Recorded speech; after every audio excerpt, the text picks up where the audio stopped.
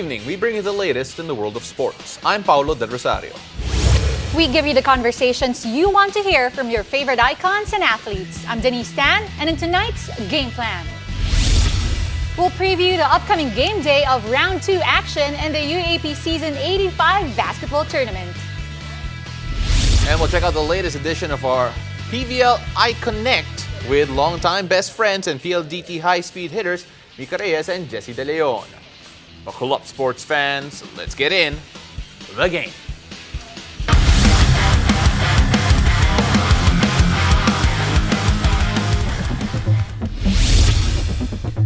UAAP fans, Round 2 of Season 85 basketball tournament is coming back in a big way at the Big Dome.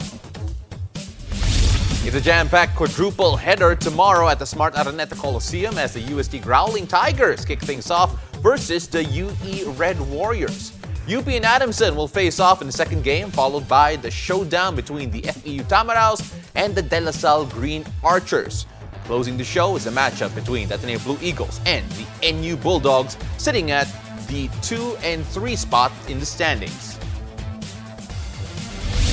Joining us tonight to preview all of these exciting matchups is Season 85 basketball analyst, Larry legend, Larry Fonasher. Larry, how are you doing? Hi, good. Thank you, Pao. Thank you, Denise. So, Larry, we have a lot of games to go through kasi quadruple header ulit tayo. It's glad to see the basketball back. Let's start off with the first matchup straight away. UST against UE, 1 and 6 against 3 and 5. I think for UST, it's going to be a bit of an uphill climb given the record. What do you make of yung contest na to? Well, still a lot to play for UST. I mean, right now, probably they're playing with no pressure, nothing to lose. And, you know, Nick Caballero is a pro-ready player. Probably the best talent that UST has. And it's going to be interesting how he's going to go up against a UE team that is so promising. They're just half a game away from the Final Four race after a winless campaign. Is very, very promising lineup. Luis Villegas, I like his guy too. He's so pro-ready also for UE. You know, the next matchup that we do have, Larry, is UP versus Adamson. First against fourth. UP has a 7-1 record. Adamson has a 3-4. And you spoke of pressure a while ago. How do you think pressure or the lack of it will affect UP's game as they go up against Adamson in the fourth spot? You know, it's really interesting to watch UP. I mean, to be honest, they're going to the games usually heavy favored, but somehow they find themselves in a dogfight every game, and you never know who's gonna step up for them. But you know, in the end, their end game brilliance, led by Carl Tamayo, who's probably the best power forward in the league right now. It's just fun to watch them, and you know, they have this confidence that they got from winning the championship. So, I mean, they've shown this season that they can handle pressure very, very well. And of course, Jerome Lastimosa para sa Adamson, of course, he's been coming up clutch. He's been doing that since last season. What do you make of Adamson?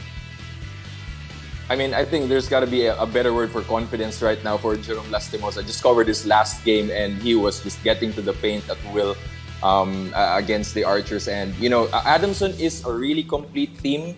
They've got all the tools to make a deep Final Four run. And if Jerome Lastimosa's teammates can just deliver consistently on a nightly basis, this Adamson's team is really scary, Paolo. I just want to plug in si Larry because Larry is going to be calling the next 2 games that we're going to be talking about.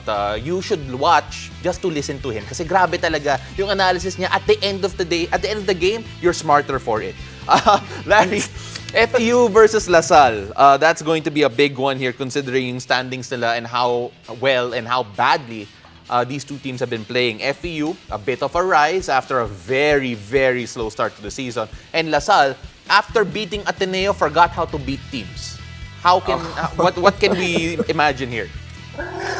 First of all, for FEU, it's remarkable how they have risen after being almost written off already. No, so Coach Olsen has got his wards, playing with confidence again. This is the FEU that we have been so familiar with, in the middle of the standings or on top of the standings, really fighting and playing, reflecting the character of their coach. And for La Salle, I'm just so excited for Shawnee Winston to play. Congratulations to him for getting the call-up for the Gilas. Can't wait for him to be hitting mid-range jumpers for the national team. And I think they will need MVP types of performances from him and Mike Phillips as well, because Evanelli's not going to play on their next game. So for LaSalle, still a lot of time for them to right the ship, and they have all the energy and the tools, especially from their bench, to turn this thing around. And I hope Mark Nonoy also.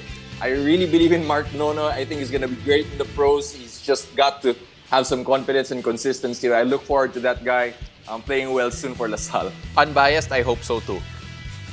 No. Well, Larry, you talked about Shawnee Winston. We all know what he can do. But on the other side, daanan lang natin quickly, Brian Sahunia, what does he have to do to be more consistent and to be the leader that he needs to be going up against LaSalle?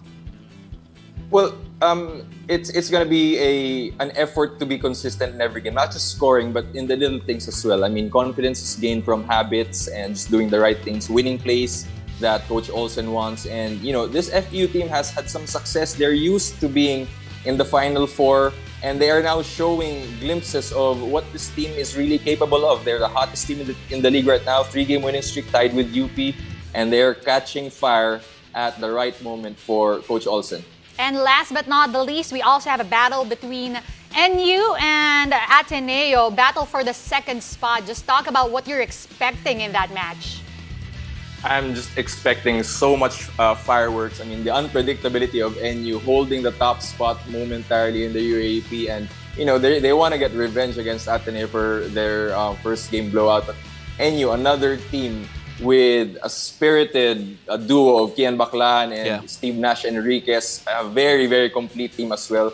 And this is a very dangerous team if they can get their game together. They've already beaten UP and other contenders, and NU is capable of taking down the top contenders in the UAAP.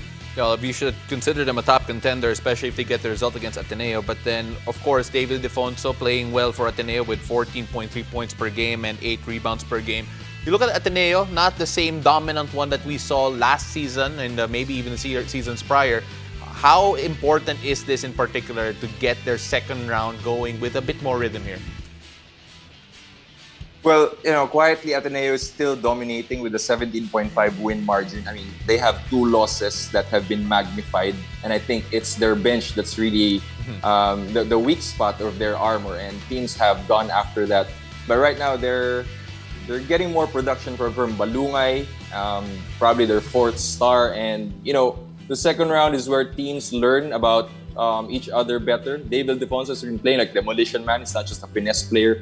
He's getting it dirty underneath in the paint and, doing all these intangibles throughout the team. So, for Ateneo, it's still going to be a struggle for them. It's not as easy as the previous seasons, but they're starting to figure out some things here that will make them successful in the long run. So the games on Wednesday will be very important, especially for 4 teams in particular who are chasing a Final Four spot. That's going to be UE, Adamson, FEU, and LaSalle. You talk about pressure, you talk about how important the next games are.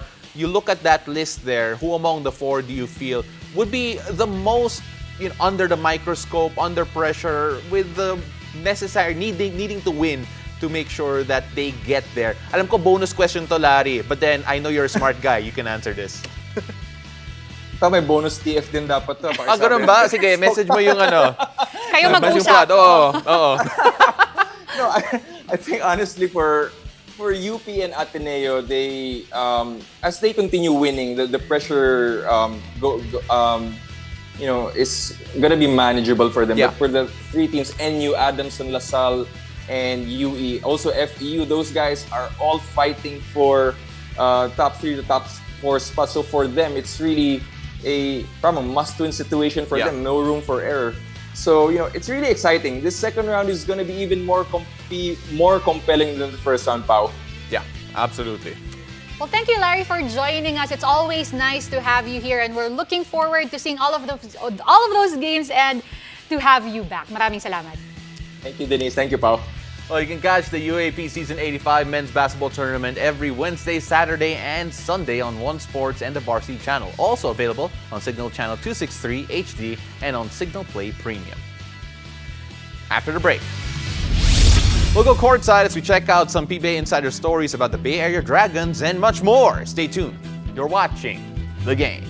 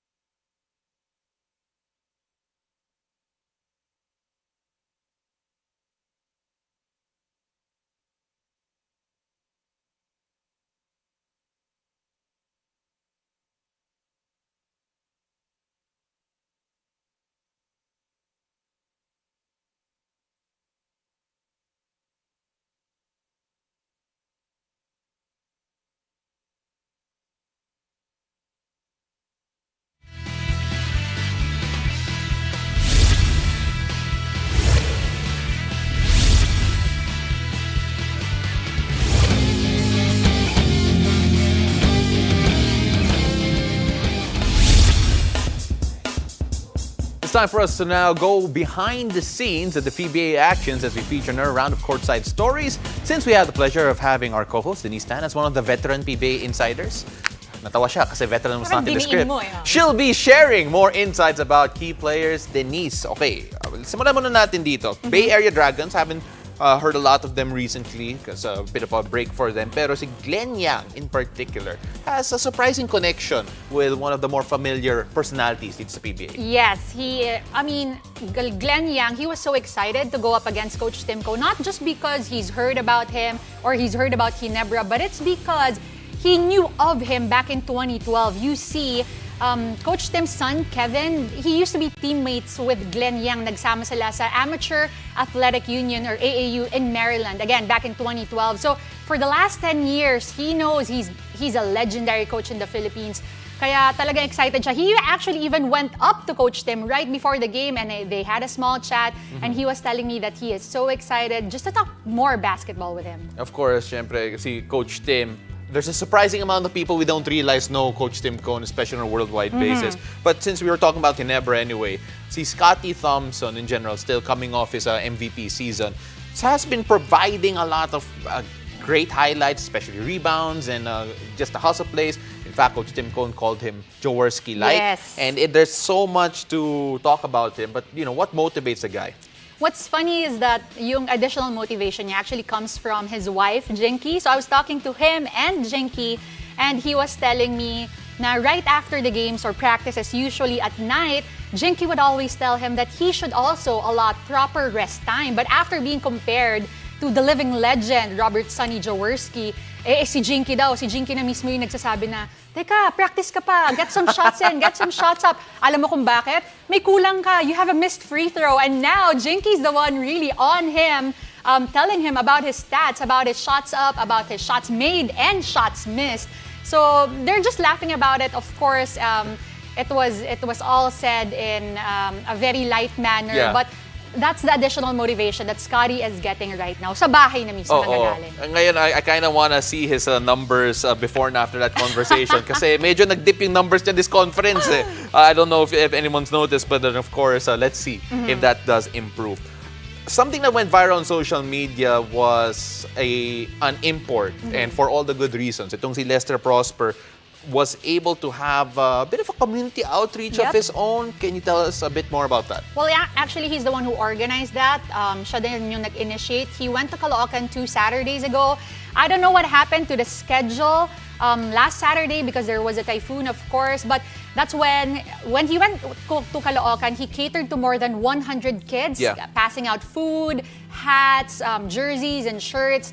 And what he said was that all he really wanted was to let these kids know that somebody cares, somebody's looking out for them. He wants to inspire them because Lester, he actually grew up in a group home. He was an orphan. Yeah. So he didn't really have that kind of events. He didn't have somebody that he could look up to and to aspire to. And Lester said that, being in the position where he is right now, he feels like it's only time and it's only right that he gives back. Ang plano niya actually is to even go to Visayas. He's planning to go on a trip to Cebu and Boracay just to continue what he's doing right now. So, outreach siya sa Boracay, pero hindi siya magbabakasyon. Hindi. Okay, sige. Just wanted to clarify na. So, of course, keeping with the theme of imports, may bago dito, the import of the San Miguel Beerman, si Devon Scott. And Devon Scott, if you go do a lot of research, he's an interesting character. Well, with Devon Scott, he had a troubled background. So back when he was 21 years old, he actually had to serve time for 90 days.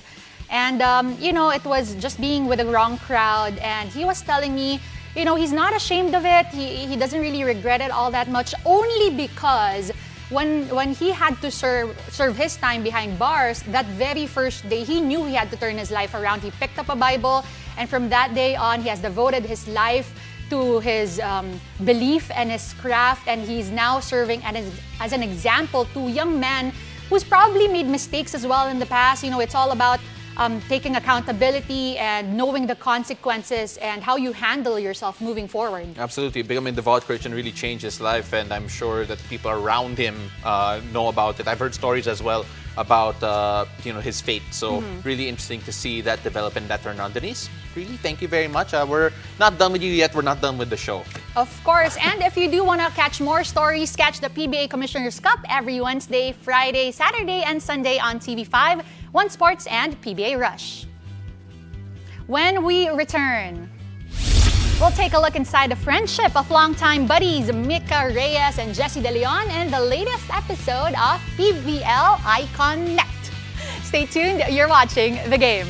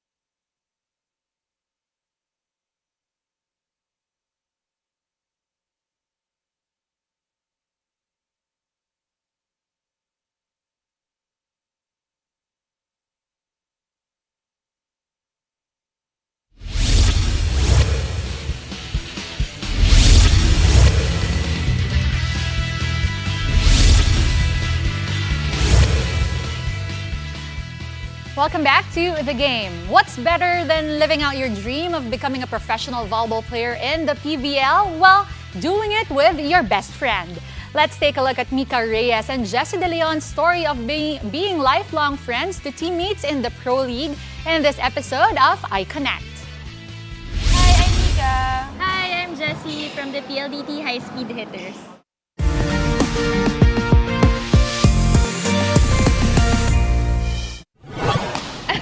Di naman ako nagulat. Medyo same. Parang wala naman pinagbago. Oo, di ba? Ganda pa. Birthday mo ba to? Birthday ko. nung high Birthday niya school. to. Lagi siya nag-birthday sa bahay nila. Lagi may pakain. Uy, si Tito Jess! Daddy ko. Yeah. So, championship namin ito. Champion kami. Champion tayo na to. WNCAA. Well, umiyak kami kasi champion kami. Di ako masyadong affected dito. Wala naman ako masyadong ginawa. Yeah. Hindi, masaya to. First championship ko ata to. Oo. Yeah, first. First Lagi ba? tayo nag-champion. Talaga ba? Bali. Next na. Next Basta ba yan? next. Ano bang naalala ko? Yeah, the high school team. Gusto niya ba malaman? Yes. Gusto lang nila malaman eh.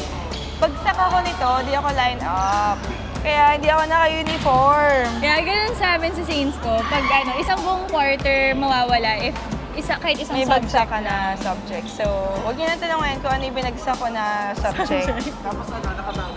Siyempre! Naman! Ito ibig sabihin nun. Ito yun. Kaya sabi niya di siya masyado affected kasi Oo. mga first part, wala pa siya. Nagtatanggal mo ako, ah. Kaya ba? I got you. Ano kami, hindi kami talaga clingy, no? Hindi kami clingy as Hindi friends. ako clean. Hindi kami clingy as friends. Tapos, parang yung volleyball talaga yung bumuo ng friendship namin. Kasi Yes. dati classmates lang. Classmates lang kami.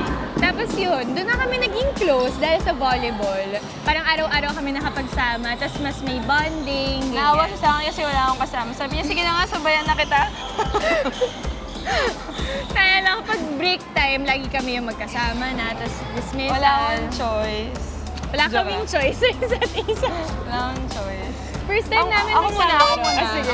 Medyo weird kasi. Ang tagal ko na siyang hindi nakakasama araw-araw. Oo, totoo. High school. So parang 5 years kaming, hindi nga eh, 6, 7. 8. Oo, 7, 8. Yeah. Ganun yung friendship namin, ano kami, low maintenance. Yung Yes. pag nakita kami, Pag kailangan niya ng same. pagkain sa kondo, pupunta lang ako. Oo, ganun. Libre niya ako, ganun. Wala Kasi siyang parang makain. ano kami, one call away, pero hindi kailangan everyday. So, medyo weird na biglang araw-araw kami. Oo nga. Tapos lagi yung sinasabi na parang, sasawa na tayo sa isa't isa nito. Ganyan. Siguro ano lang, ngayon kasi mas mature na kami. Mature? So ano, Parang joke. syempre parang mas marami kaming na-analyze about volleyball. Ganyan. Oo, na-realize. Gano'n. Iba, I think deeper ngayon yung ano, yung connection. Difference? Yung difference ngayon is mas napapag-usapan natin volleyball. Dati kasi hindi naman natin Yeah, pinag-uusapan puro chika volleyball. lang dati. Ngayon, Oo. kasama na. Volleyball related na. Dati chika about our Oo. lives. Ngayon parang pati volleyball life namin. Nagtutulungan kasama na. Parang, uy, Oo. kamusta yung performance ko kanina? Oo, Ganyan-ganyan.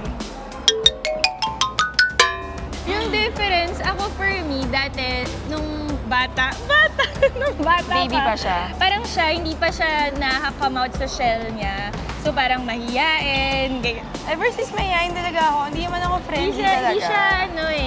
Hindi siya social butterfly. Ngayon, parang nakikita ko na siya. Sobrang hindi until now. I mean, ngayon, nakikipag-friends ka na. Oo. Dati talaga. Pero bully pa rin siya, ganon. Hindi nagbago yun.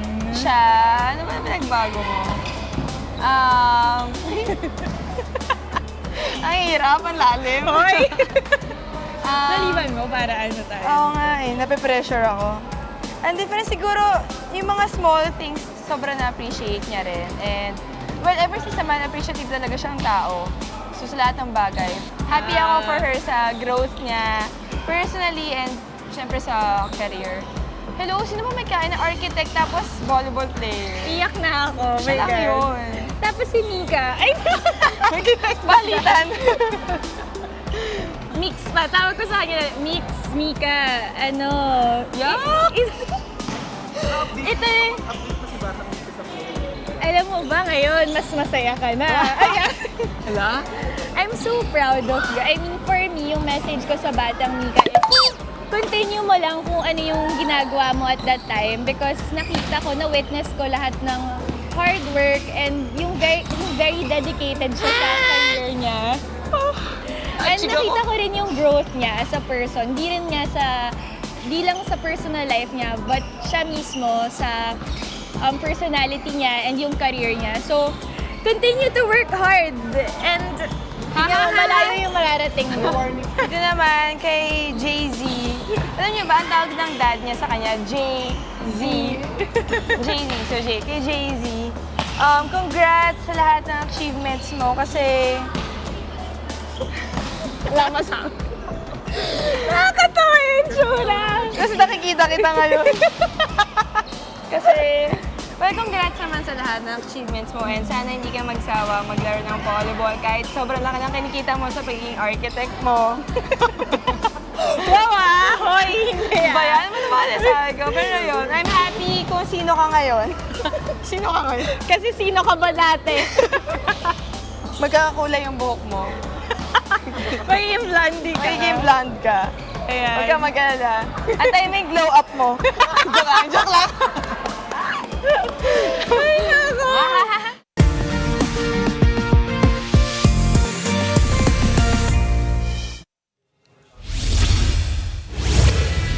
Again, that was Jessey De Leon and Mika Reyes on Icon-Nect. Thank you for joining us. I'm Denise Tan.